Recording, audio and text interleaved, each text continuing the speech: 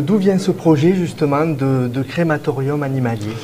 Il vient en premier lieu d'une demande des propriétaires d'animaux qui aujourd'hui n'ont pas d'offre locale. Le premier crématorium se situe à plus de 100 km et par voie de conséquence, on ne peut pas aujourd'hui répondre à toutes leurs attentes concernant la fin de vie de leurs animaux. Et la volonté de plus en plus de voir, d'assister à la cérémonie, puisqu'on parle de cérémonies qui vont se rapprocher de celles qu'on peut retrouver chez les humains, est grandissante. La volonté de récupérer les cendres de manière individuelle de leurs animaux, de pouvoir les disposer ensuite là où ils ont eu des souvenirs avec leurs animaux de compagnie.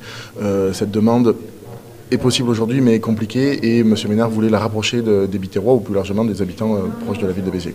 Alors, pour l'instant, on va chez son vétérinaire et la crémation s'opère à Toulouse ou à Nîmes aussi. Principalement à Béziers, effectivement, les vétérinaires travaillent avec Nîmes. Et effectivement, la fin de vie des animaux, souvent, se passe chez le vétérinaire, ou alors en tout cas, le corps de l'animal décédé est amené chez le vétérinaire, et c'est le vétérinaire qui ensuite fait l'interface avec le crématorium qui dépêche des véhicules spécialisés pour venir récupérer les corps. Qu'est-ce qui va changer dans l'offre que vous allez proposer dès 2025? L'éloignement du crématorium animalier crée, comme le disait tout à l'heure Monsieur le maire, un doute sur la traçabilité des cendres.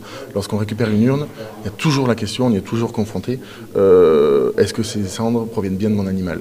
L'éloignement fait qu'il plane un certain mystère. Là aujourd'hui, plutôt demain, lorsque ce crématorium ouvrira à Béziers, les gens pourront accompagner leurs animaux. Il y aura toujours un service, évidemment, de véhicules qui s'occupera de la gestion du corps, mais les gens pourront assister à la crémation s'ils le souhaitent. Des salons seront dédiés à cela et pourront récupérer les cendres directement sur place. Et ce doute ne persistera plus, et toutes ces étapes participeront du recueillement en quelque sorte, et on le constate en tout cas, les gens lorsqu'ils récupèrent leur urne ont besoin de ce contact physique avec cette urne-là, peut-être pour effectivement faire définitivement le deuil du décès de leur animal. Vous êtes témoin, vous en tant que vétérinaire, du lien qu'il y a entre les propriétaires d'animaux et leurs animaux. Il y a beaucoup de solitude, c'est très représentatif de la société aujourd'hui?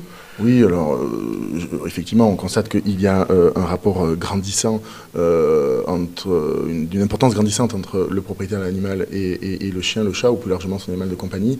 Je pense que les années Covid ont renforcé ce lien-là. Alors on peut parler de la solitude des gens qui est compensée souvent par le rapport avec leurs animaux, c'est sans doute vrai, mais il ne s'agit évidemment pas d'humaniser l'animal, mais simplement de considérer qu'il y a un rapport entre l'animal de compagnie et son propriétaire, que là pour le coup, comme le disait Emmanuel Sauveblin tout à l'heure, nous devons d'humaniser. On entend souvent, c'est mon cas, beaucoup de gens me disent un animal ça ne trahit pas. Oui, parce que vous parlez d'humaniser. Pourquoi c'est un problème pour vous d'humaniser trop l'animal? Oui, parce que bon, là on parle d'autres considérations, ouais. Mais je pense que l'on peut faire des erreurs dans nos rapports aux animaux si justement on les humanise. Ce ne sont pas des humains, mais ce ne sont plus des meubles. Mais ce sont plus des meubles, et c'est très bien comme ça. Et nous devons avoir un rapport particulier à toutes ces étapes-là, le soin, puisque c'est notre métier de vétérinaire, mais également la gestion de la fin de vie. Et nous devons respecter les volontés et la tristesse de la famille lorsque ça arrive. Même si, on l'a dit, il ne faut pas humaniser, on peut aujourd'hui clairement dire que les animaux font partie intégrante de la famille. Merci beaucoup.